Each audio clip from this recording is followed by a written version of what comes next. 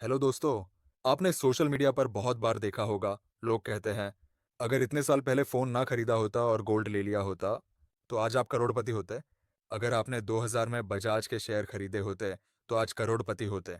अगर रोज़ 300 रुपए की कॉफ़ी के बजाय एसआईपी शुरू की होती तो आज उनकी वैल्यू 10 लाख होती। सुनने में बहुत प्रेरणादायक लगता है, बड़ा शानदार लगता है ना? लेकिन क्या ये इतना आसान है? असली ज़िंदगी में ये सब कितना प्रैक्टिकल है? आज हम दिल से इस पर बात करेंगे।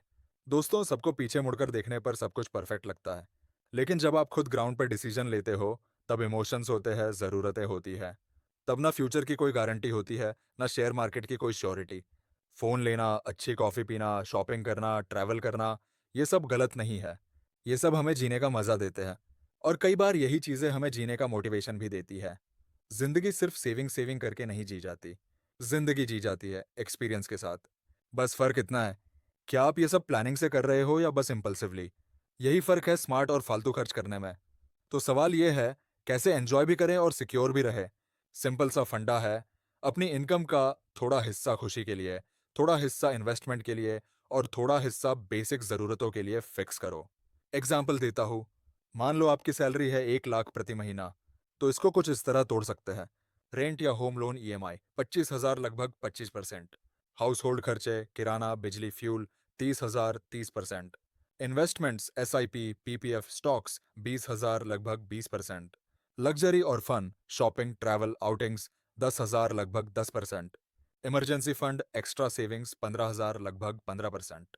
सिंपल है, पहले खुद को, अपनी ज़रूरतों और अपने फ्यूचर को पैसा दो, फिर बिना किसी गिल्ट के अपनी लाइफ का मजा लो। और एक चीज़ सबसे इंपॉर्टेंट है, इमरजेंसी फंड। हर किसी को कम से कम 6 महीने की बेसिक ज़रूरतों का पैसा साइड में रखना चाहिए। इमरजेंसी फंड मतलब अगर नौकरी चली जाए या कोई मेडिकल इमरजेंसी आ जाए तो ज़िंदगी रुकती नहीं है। और हाँ, एक्सपीरियंस ज़रूरी होते हैं।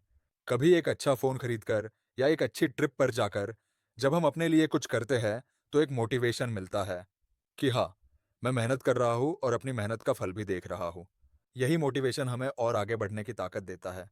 तो मैं हमारे लिए एक सिंपल रूल सजेस्ट करता हूँ, कमाई का एक हिस्सा इन्वेस्ट करो, एक हिस्सा अपनी लाइफ जीने में लगाओ और एक हिस्सा सेफ्टी के लिए रखो। ना फ्यूचर का डर, ना गिल्ट का बोझ। और याद रखना, पैसा कमाने का मकसद सिर्फ नंबर बढ़ाना नहीं है। पैसा कमाने का मकसद है अपनी जिंदगी बेहतर बनाना।